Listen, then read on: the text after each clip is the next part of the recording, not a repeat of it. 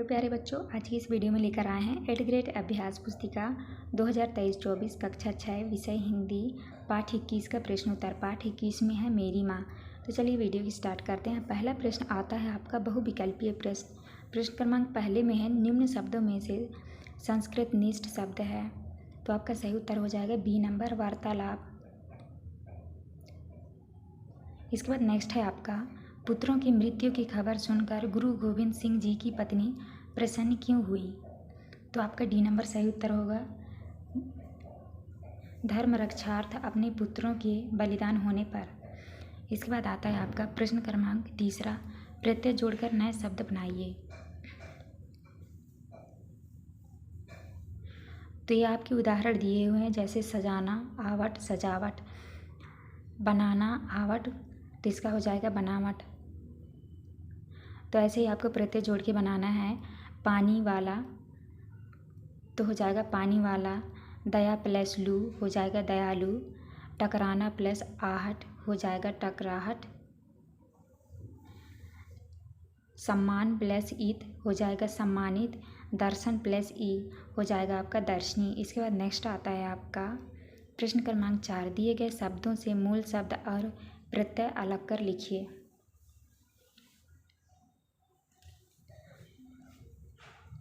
तो प्यारे बच्चों यहाँ पे आपको प्रत्यय अलग करके लिखना है। यहाँ पे है प्रभुत्व, पहला है आपका प्रभुत्व, तो आपको यहाँ पे प्रत्यय अलग करना है। और दूसरा है सजावट, शब्द होगा आपका सजाना और प्रत्यय होगा आपका आवट।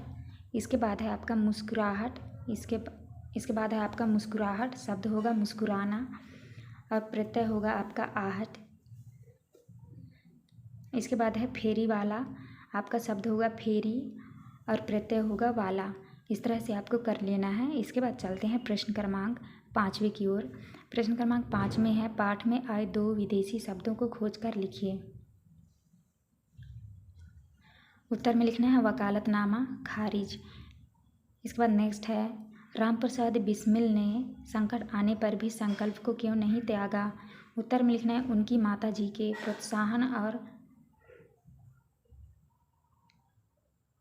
प्रोत्साहन और सद्व्यवहार के कारण राम प्रसाद जी ने कभी संकल्प को नहीं त्यागा।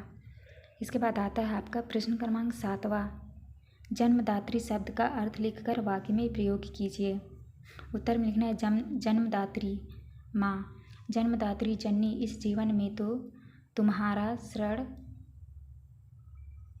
शरण उतारने का मौका नहीं मिला।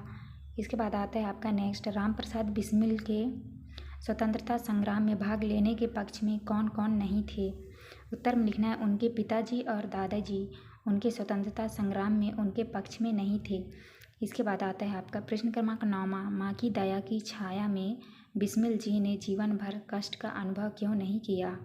उत्तर में लिखना है महान संकट आने पर भी बिस्मिल जी की माँ ने उन्हें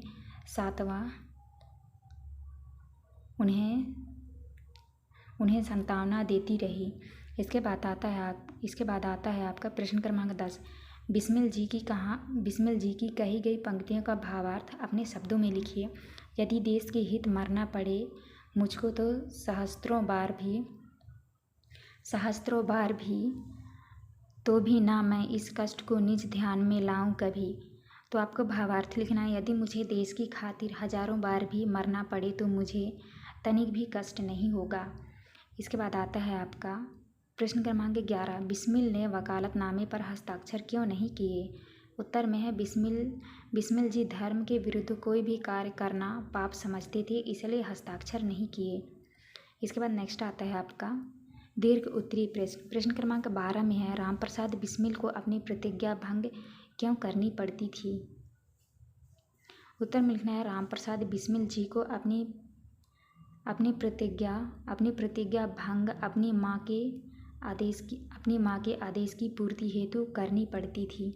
इसके बाद नेक्स्ट आता है आपका प्रश्न क्रमांक 13, इस जन्म में तो क्या यदि अनेक जन्मों में भी सारे जीवन प्रयत्न करूं तो भी तुमसे उत्तीर्ण नहीं हो सकता। यह कथन राम प्रसाद बिस्मिल जी ने क्यों कहा, अपने शब्दों में लिखिए। उत्तर में लिखना है, क्योंकि बिस्मिल जी का मानना था कि यदि वे कितने भी जन्म लेकर अपनी माँ का कर्ज उतारना चाहे तो भी वह इस ऋण को उतार नहीं सकते, क्योंकि उनकी माँ का उनके जीवन अधिक महत्व था। इसके बाद आता है आपका, तो प्यारे बच्चों ये था आपका लास्ट प्रश्न। यहाँ पे वीडियो ख़त्म होती है। वीडियो अच्छी लगी तो प्लीज़ हमारे चैनल को लाइक एंड सब्सक्राइब करिएगा। मिलते हैं अब नेक्स्ट वीडियो में।